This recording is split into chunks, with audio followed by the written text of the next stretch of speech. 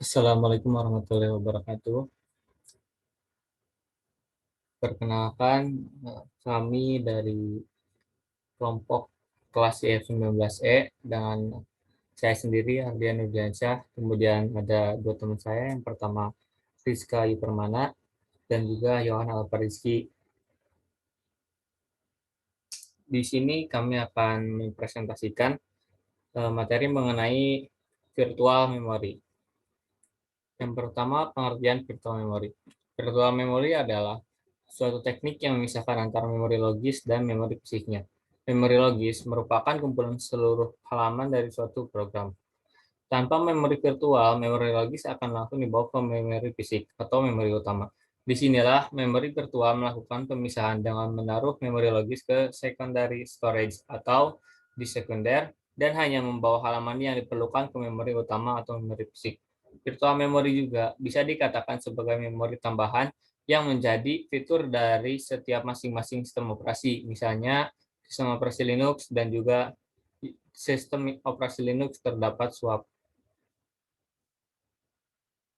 Kemudian pengertian yang lainnya, memori manajemen merupakan salah satu bagian terpenting dalam sistem operasi. Karena adanya keterbatasan memori, dapat diperlukan suatu strategi dalam menangani masalah ini. Jalan keluarnya adalah dengan menggunakan memori virtual. Dengan memori virtual, memori tampak lebih besar daripada ukuran yang sebenarnya. Memori virtual yang digunakan ini digunakan sistem operasi ketika komputer sedang menjalankan sebuah program aplikasi yang kapasitasnya melebihi memori yang tersedia. Teknik memori virtual akan memudahkan pekerjaan seorang programmer ketika besar data dan programnya melampaui kapasitas memori utama.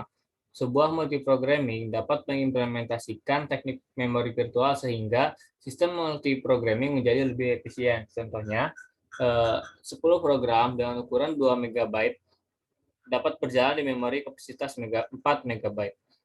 Tiap program dialokasikan 256 kilobyte dan bagian-bagian proses atau swap in masuk ke dalam memori fisik begitu diperlukan dan akan keluar swap out jika sedang tidak diperlukan.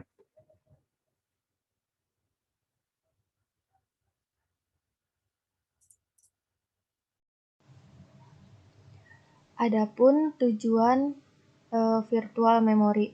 Dengan virtual memory kita dapat yang pertama itu ruang alamat yang besar. Sistem operasi membuat memori terlihat lebih besar daripada ukuran memori sebenarnya.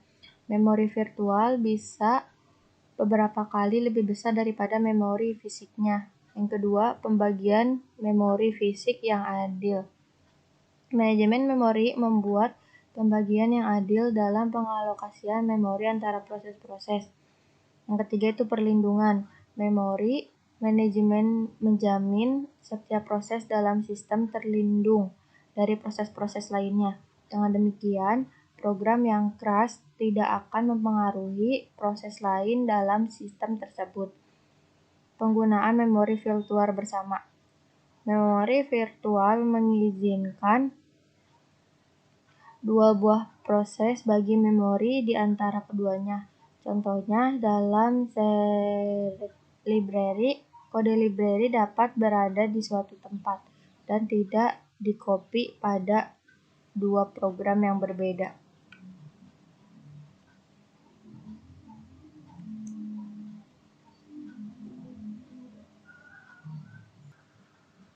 Virtual memory digunakan dengan membuat suatu file khusus yang disebut web file.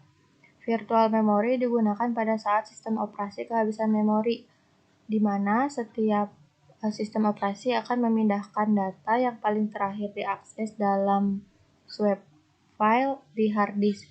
Hal ini yang mengosongkan atau membebaskan beberapa ruang kosong pada memori untuk aplikasi yang akan digunakan selanjutnya. Sistem operasi akan melakukan hal ini secara terus-menerus ketika data baru diisi pada RAM. Pada saat data yang tersimpan di swap file diperlukan, data tersebut ditukar di swap dengan data yang paling terakhir dipakai dalam memori atau RAM. Hal ini mengakibatkan swap file bersifat seperti RAM, walaupun program tidak dapat secara langsung dijalankan oleh swap file.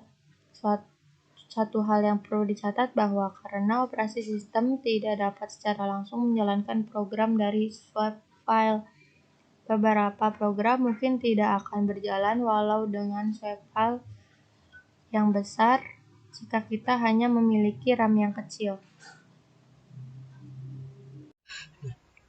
Slide berikutnya yaitu kelebihan dari virtual memory. Ada 4 kelebihan dari virtual memory. Yang pertama yaitu menangani kelebihan beban RAM. Yang kedua, berperan sebagai RAM cadangan tapi tidak menggantikan fungsi RAM. Yang ketiga, menyimpan data dari RAM tapi tidak meneruskannya ke prosesor. Dan kelebihan yang terakhir yaitu data yang disimpan pada virtual memory paging file bersifat sementara.